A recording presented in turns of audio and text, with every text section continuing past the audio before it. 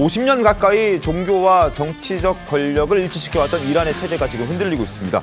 이란은 적극적인 군사 공격과 함께 물러서지 않겠다, 굴복하지 않겠다라고 공언했지만 미국 트럼프 대통령도 가만히 있지는 않습니다. 이란을 죄어오는 속도와 그 강도가 점점 세지고 있습니다. 자, 트럼프의 목소리 한번 들어보겠습니다. Does that mean you haven't made a decision yet on what to do? I have ideas as to what to do, but I haven't made a final. I like to make the final decision 1 second before it's due. Yeah, we have the best military equipment in the world. You see that with this fight.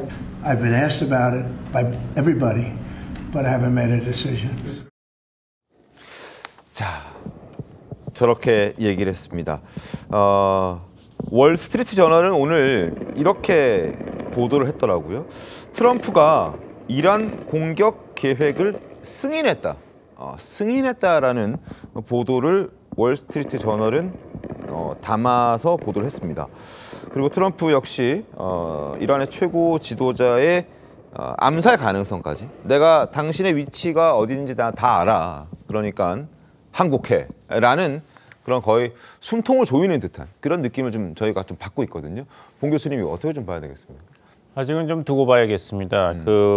이란 공격 계획을 승인했다 하지만 네. 어떤 공격 계획을 승인했는지 그 자세한 건 모르죠.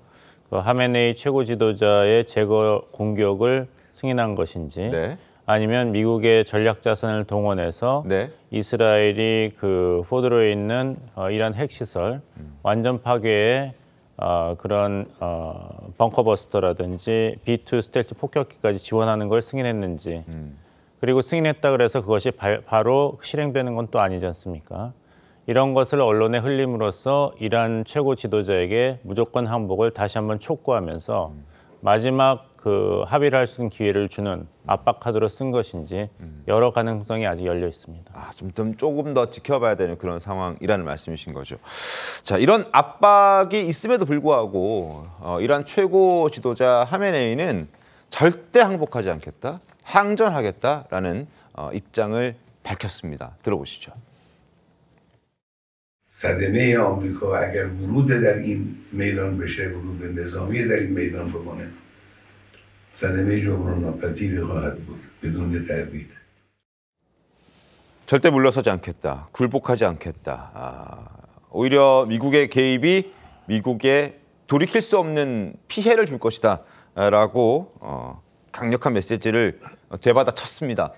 그런데 사실 이란의 상황이 이렇게까지 강력한 메시지를 낼 정도의 그런 상황은 아니란 얘기가 있던데요. 여러 가지 뒷받침되는 부분들이.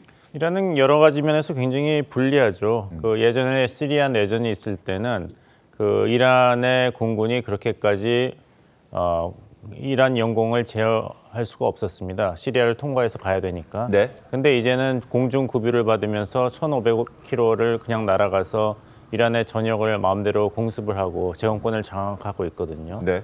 그리고 이란의 프락시들, 후티라든지 헤즈볼라, 하마스 세력이 그동안 이스라엘과의 분쟁 때문에 세력이 약해졌습니다. 네. 그러니까 이제 이란을 도와가지고 이스라엘 공격에 입체적으로 지원을 해줄 세력이 없어진 것이죠. 바로 이 점을 알기 때문에 이번에 네타냐후 정부도 한번 끝까지 가보자. 핵 시설을 완전히 파괴하고 거기에 더해서 이란의 레짐 체인지까지도 목표로 삼는다. 이런 걸 할 수 있었던 것은 그만큼 해도 괜찮다는 군사적 전략적인 판단이 나온 것이죠. 오죽하면은 이란 대통령 취임식에 왔던 하마스 1인자가 이란 내 호텔에서 이스라엘에 대해서 피습을 당할 정도로 얼마나 허술하겠습니까? 그러니까 이란 국민들은 저런 이제 항전 메시지를 지도부에서 내더라도 네. 믿음이 가진 않을 거예요. 왜냐하면은 능력이 없다는 걸 봤으니까. 네. 항전을 하면은 피해는 오롯이 국민들에게 돌아가는데 그러면 군부와 이 신정 지도자들은 36년 동안 뭘 해왔는가? 이런 이스라엘의 멸망을 외치면서 기득권만 챙긴 것은 아닌가?